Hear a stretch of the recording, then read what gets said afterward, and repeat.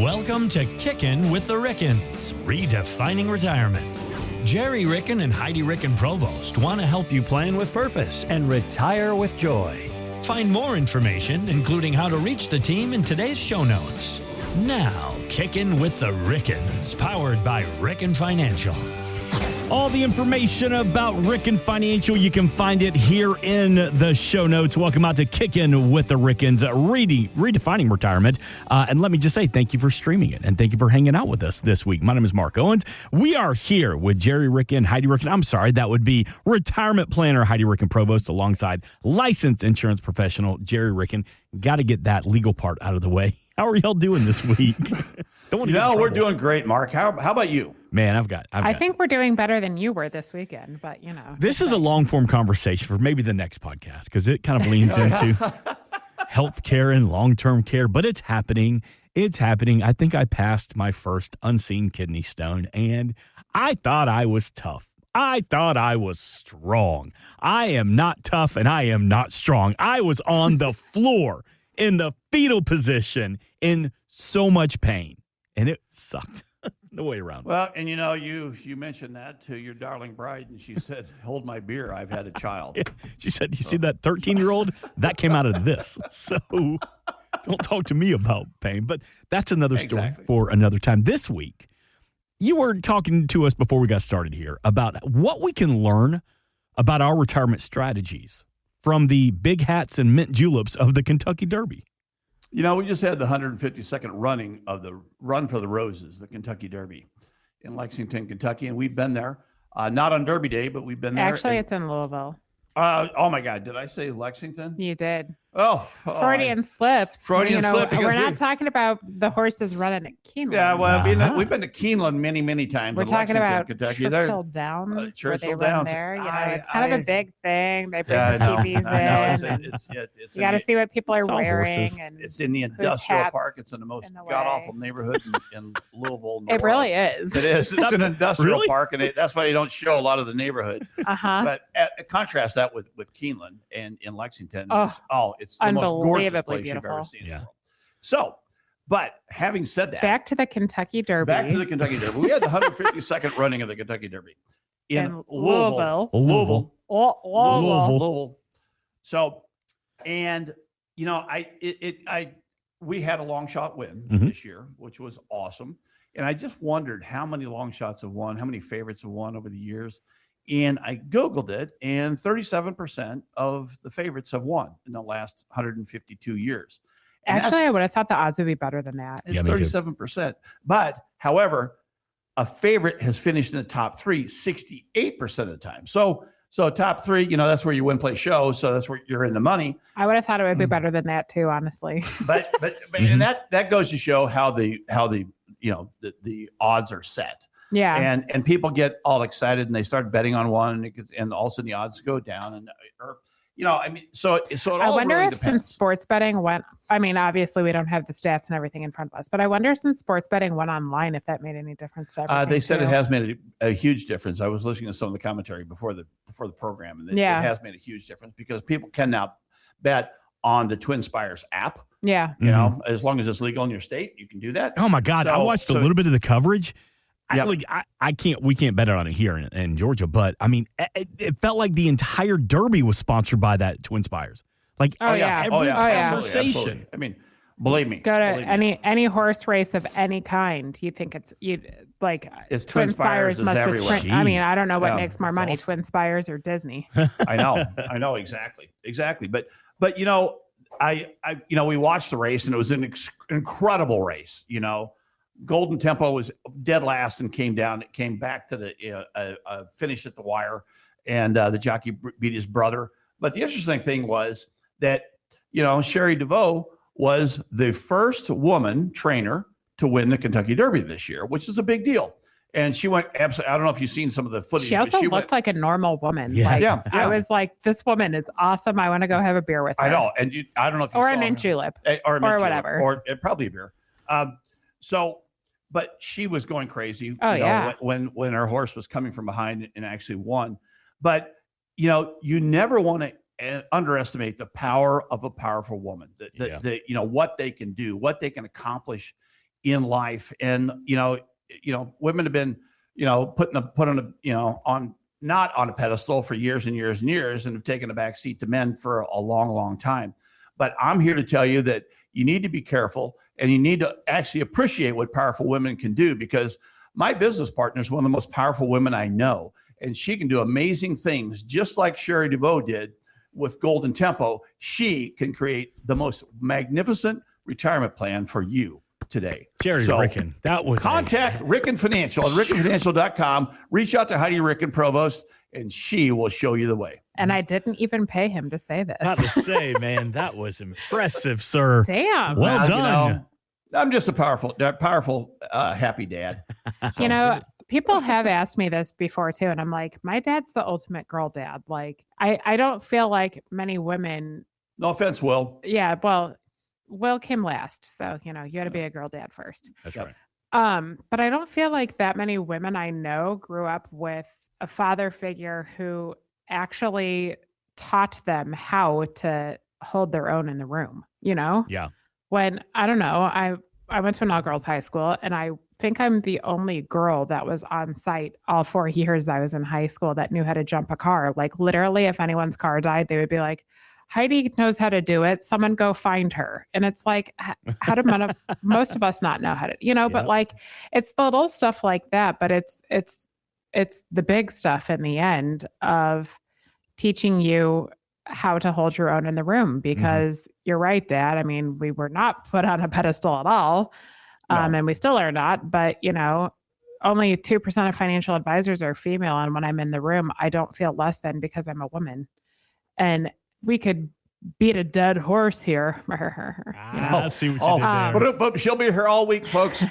Talking about this, but not many women feel confident in making their financial decisions. However, when the female in a married unit of a male and female, when the female makes the financial decisions, they outperform the male counterpart by about 2.5% of rate of return each year with the same risk. Could you please repeat that? If you take the same amount of risk, a man or a woman makes the financial decisions, the woman outperforms the man with the same level of risk, because usually we leave the ego behind. But at the end of the day, if you just make the right financial decisions without any form of emotion, which everyone kind of giggles at this, and you would think that the woman is the emotional one, but really the man's the one that leads with emotion when it comes to financial decisions, primarily ego driven. But when we leave emotion to the side, we outperform men time over time. Let me back up. When you said most of the time women outperform men because of ego, define that for me. What do you mean by ego when it comes to investing? Well, have you ever heard someone who thinks that they can time the market better, or they could outperform this person, or yada, yada, yada? When you sit in a lot of these rooms and you're listening to your advisor, if your advisor is saying, I can outperform so-and-so, I can outperform the S&P 500, I can do this,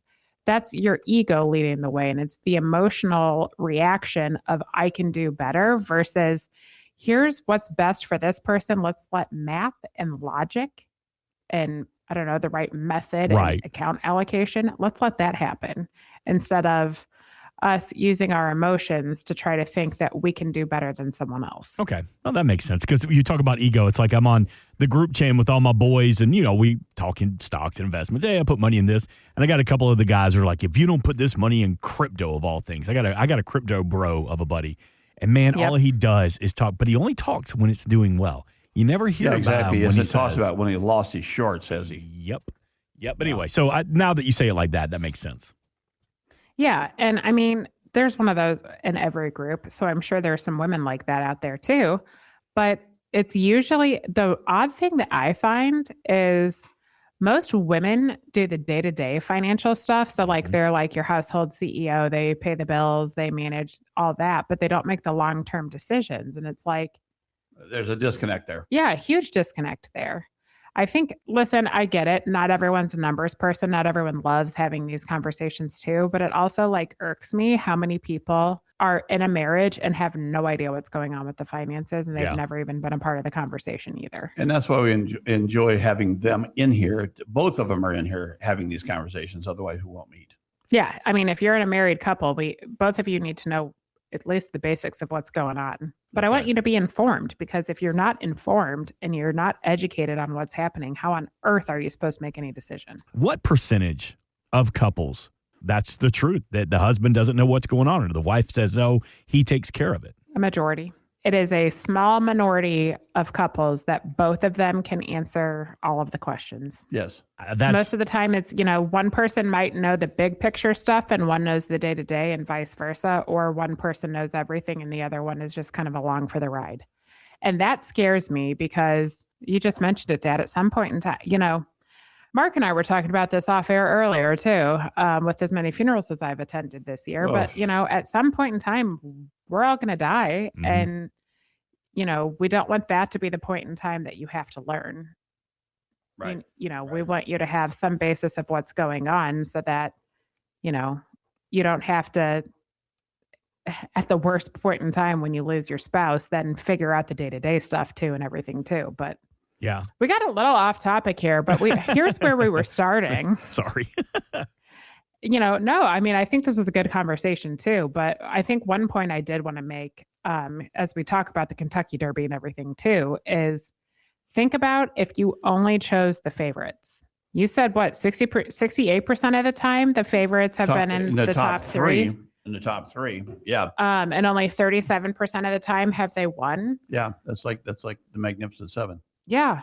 That's like only I met with someone the other day who said, well, if you don't own Apple stock, you're doing yourself a disservice. And if you would have just put everything on Apple, I'm like, no, you don't bet it all on one horse. That's right. You can't do that. And, if you're invested only in the S&P 500, mm-hmm. you're betting it all on the favorite. And if I liken it to this too. If you have a 401k and you've just stuck it in a target fund and you set it and forget it and you haven't thought about it too, that's also equally as risky as betting it all on one horse. But, you need to have a plan that takes every part of it into consideration. I don't know anything about horse betting. I did not bet on the horses or anything. I just thought it was fun for the first time in a long time. I was entertained by the Kentucky Derby because I saw a horse come from the back and actually win the thing.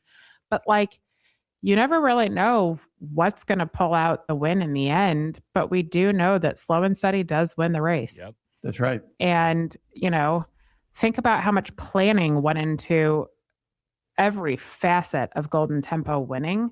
You need to have planning go into your retirement too. That's the biggest key takeaway I take from all of this is, yeah, anyone can win a race by running a race, but you gotta plan for all of the what ifs so that in the end you do win, the big game. If you have somebody, as we're talking about long shots, kind of making the comparison to the Kentucky Derby this week here on Kicking with the Rickens, Redefining Retirement. Get all the information about Ricken Financial here in the show notes. How do you respond if I come to you and they say, Heidi, listen, I've got a long shot, but I've got an investment that I know is going to hit. I know right now it doesn't look like anything, but I've got a good feeling. I read, I saw, I heard grapevine that this is going to be the next big thing. How do you, Heidi, react to that? We both kind of giggled and looked at each other because we both have the same situation in mind that we were thinking of.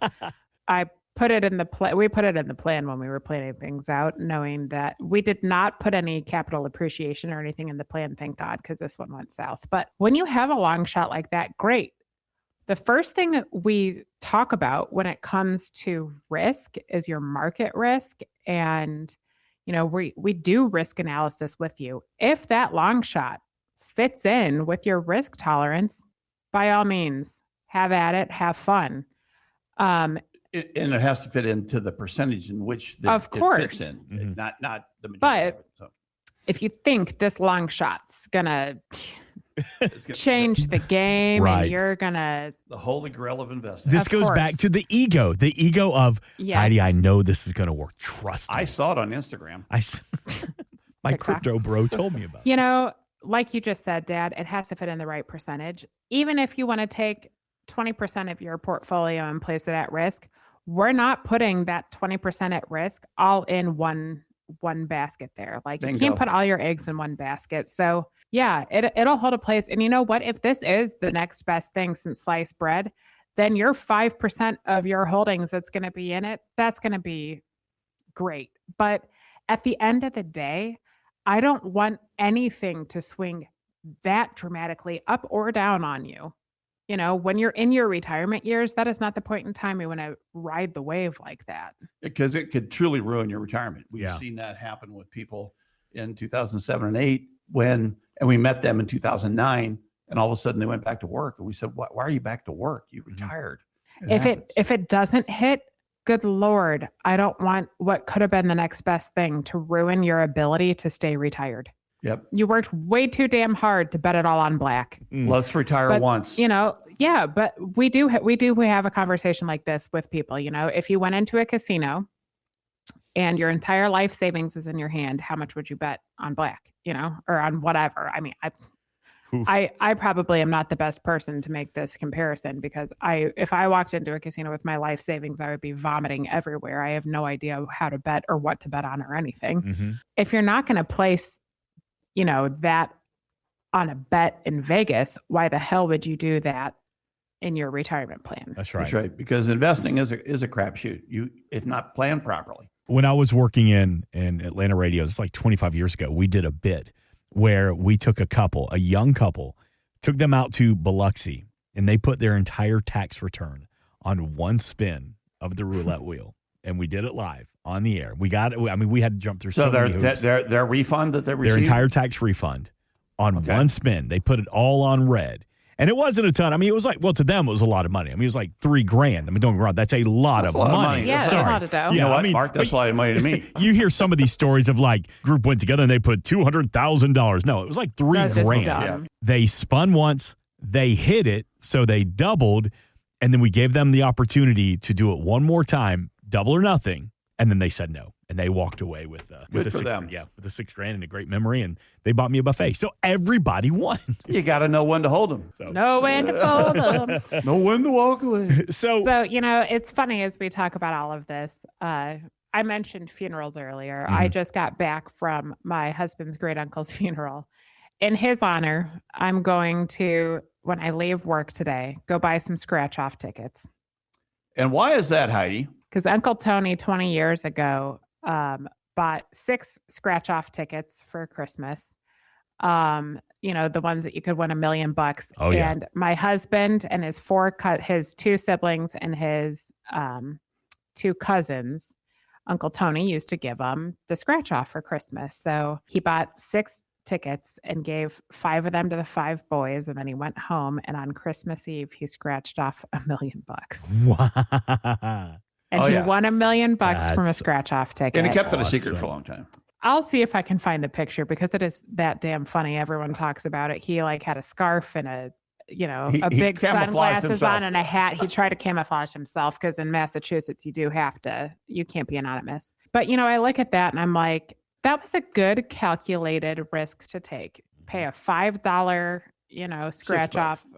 It was $5 per ticket. Oh, $5 a ticket. $5 a ticket for the scratch off, and he won $1 million. You know, that's a great return on investment, and that was a good calculated risk. But there's a reason why I don't play the lottery all the time, because the odds are not in our favor. But you never know. If Uncle Tony can win, any of us can win.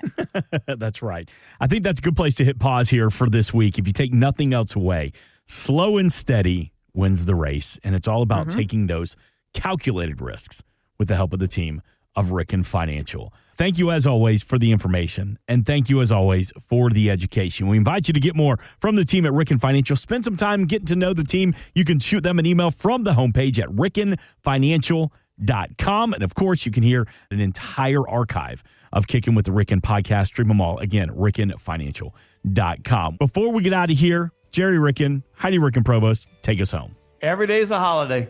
Life is short. Laugh hard. This has been Kicking with the Rickens, redefining retirement.